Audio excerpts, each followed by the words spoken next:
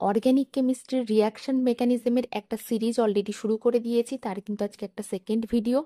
আমি ভেবেছিলাম যে একটা সোয়াটস রিয়াকশনের উপরে আলাদা করে ভিডিও করব, কিন্তু পরে ভাবলাম যে এটার কোনো প্রয়োজন নেই, কারণ কারণ হচ্ছে ফিঙ্কেলস্টেইন রিয়াকশন এবং সোয়াটস রিয়াকশন একদম সিমিলার একটা রিয়াকশন, সেই জন্য একটা তুলনামূলক জাস্ট স্টাডি করে দিলাম। এখানে প্রথমে যেটা করা আছে, দুটো রিয়াকশনের ক্ষেত্রেই কিন্তু অ্যালকিল হ্যালাইড থেকে অ্যালকিল হ্যালাইডই ফর্ম হবে। এবার ফেঙ্কেলস্টেইন রিয়াকশনের ক্ষেত্রে এই যে এক্সটা, এটা কিন্তু সিএল অথবা ব্রোমাইড, এবং সোয়াটস রিয়াকশনের ক্ষেত্রেও দেখুন একই জিনিস, কিন্তু যে প্রোডাক্ট উৎপন্ন হচ্ছে সেখানে কিন্তু আর এর সঙ্গে আই থাকবে এবং এর সঙ্গে ফ্লোরাইড থাকবে। বাস এইটুকুই মনে রাখার বিষয়।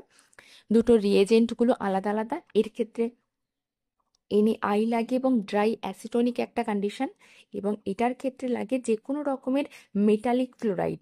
এখানে এজিএফ রয়েছে, AG2F2 রয়েছে, COF2 রয়েছে এবং SbF3। দুটোই কিন্তু নিউক্লিওফিলিক সাবস্টিটিউশন রিয়াকশন, দুটোই কিন্তু ওয়ান স্টেপ মেকানিজম এবং SN2 মেকানিজমই হয়। এবার দুটো সিম্পল এক্সাম্পল দেওয়া রয়েছে, এখানে একটা এক্সাম্পল, এখানে একটা এক্সাম্পল, জাস্ট আপনারা একটু দেখে নেবেন।